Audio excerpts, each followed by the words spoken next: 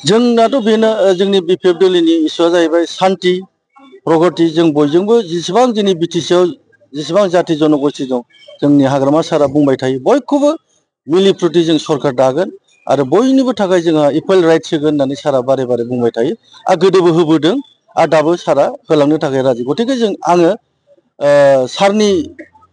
सारनि माबाजों सारनि नेम खान्थिजों आं सोलोंलांगोन, सारनि नेम खान्थिजों आं थांगोन। आं बेखौ लानानै आंहा आसा दं। दिनैनि बे गोथार बाथौ सानाव आं दिनै बनगाव 9 नाम्बार बनगाव समस्तिनिफ्राय ड्राफ्टजों लोगोसे एप्लिकेसन आं दिनै जोंनि डिस्ट्रिक्ट बिपिएफ दलनि प्रेसिडेन्ट आरो सेक्रेटारिनि आखायाव गथायबाय आरो बेजों लोगोसे जोंनि बनगाव ब्लकआव 9 नाम्बार समस्तियाव खुनु दोलो गैया दिनैसिम बिपिएफखौ फेजेननो हानाय खुनु शक्ति दोलो गैया आरो नुहुराखैबो आं दे बिपिएफ दोलोखौ फेजेननो हानाय दिनै 9 नाम्बार बनगाव खुनु बाहाय दस्रा दोलो गैया जों बिपिएफ दोलोखौ फेजेननो हानाय।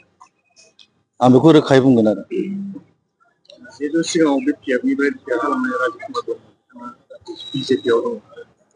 बिपिएफनि सिगांनि भटआ गावनो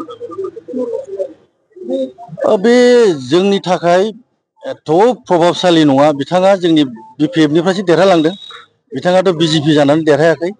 बिपिएफनि मानसिफ्रासो बिथांनो भट होनानै बनगावनिफ्राय समस्तिनिफ्राय देरहाहरदों बिथांखौ। गतिके बे दा बेजों साफा सानै थांदों माखासे सार्थ लबिया मानसिफोर दङ, थाखा फैसानि दान्दा लाग्राफोर मानसि थांदों बिथांजों, बे सैथो बाथ्रा। ओमफ्राय बे जोंनि बनगाव ब्लकखौ बेफोरबायदि मानसिया जोंखौ एफेक्ट बा हेम्पार होनो हानाय खुनु गोहो गैया।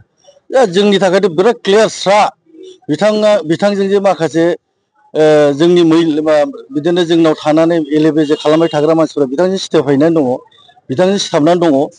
आरो बे जोंनि थाखाय बनगाव ब्लक कमिटिनि थाखाय ओरैबायदि जों मोजांसो मोनदों। बिथांमोनानो बिराद बेले बेजे खालामबाय थायो थाखा फैसानि। दा बिथांजों जमा जानानै दंहैयो। आं बिनि थाखायनो रोजा रोजा साबायखरसो गोसो गोरबोनि बावहरनो लुगैदों आरो जोंखौ एफेक्ट होनो हाया बिपिएफखौ। रायजो राजाफोरनि थुलुंगा होनायजों नोंथाङा बिजाथि महरै गसंनो हादोंमोन।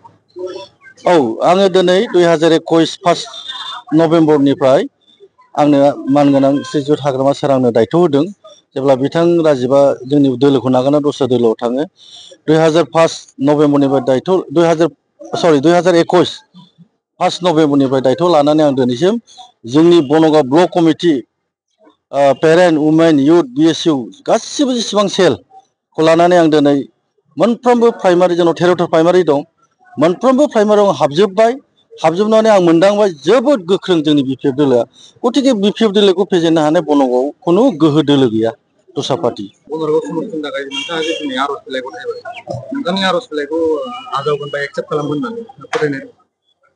औ, आंथ' दिनै एक्सेप्टआनो खालामजाबाय आंनि आर'ज बिलाइखौ। जोंहा डिस्ट्रिक्टनि मानगोनां आफादगिरि देरहासार सारजों लोगोसे दिप्ति प्रसाद ब्रह्म बिथांमोना आंनि आर'जलाइखौ एसे सिगां मोजाङै बिथांमोना एक्सेप्ट खालामबाय आरो बाद बाखिथ' बुंनांगौथ' जोंहा जेबो गैया।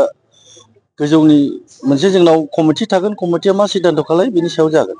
आंनि खामानिखौ आं दिनै मावबाय।